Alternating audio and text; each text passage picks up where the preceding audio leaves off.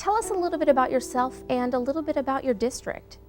First off, I'm a returning legislator, so I was here back in the 90s and then spent a decade in the private sector and in the nonprofit sector, and sort of felt the call to come back and use what all the experience, I guess, that one builds up having been in the legislature.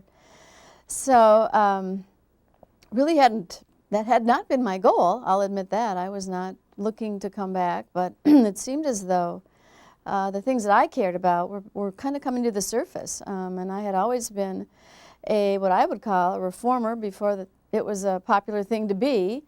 And there was little appetite for it in the 90s. And as things started to develop in, '09 and '10, it seemed like there was a call and going to be a call, given sort of the big budget shortfall, that there would be a big need to really take a new look at how we run government. And that's my goal and my interest.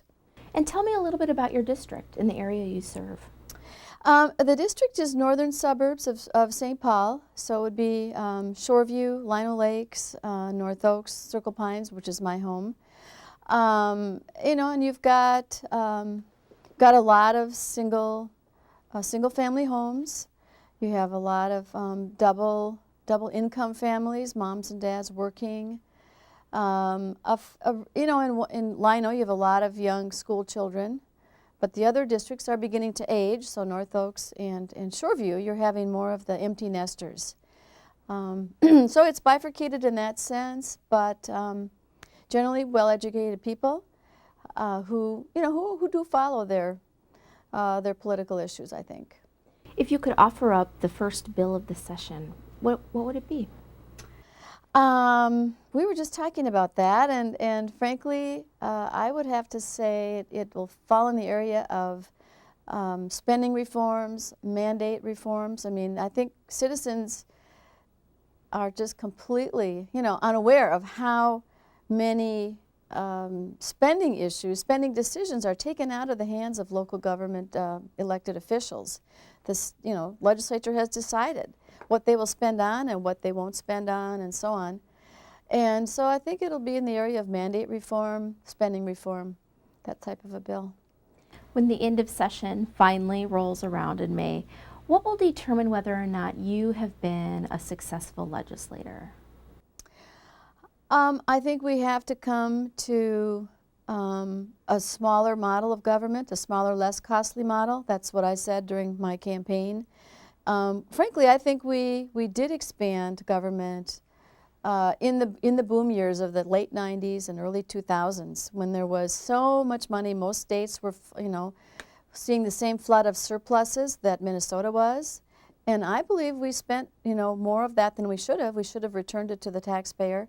So we have a more costly model of government in place now, and for the foreseeable future. And then given the demographic changes that are taking place, it's not affordable. And so I will mark our success if we are able to really make permanent a lot of reform that results in less spending in state and local government. If you could sit down and have a conversation with anyone living or deceased, who would it be and what would you talk about? Maybe Margaret Thatcher. Talk about an interesting woman who, there was no precedent, as far as I can see, for Britain to have a woman prime minister. And she did so many marvelous things and was so well thought out. I don't know her story at all.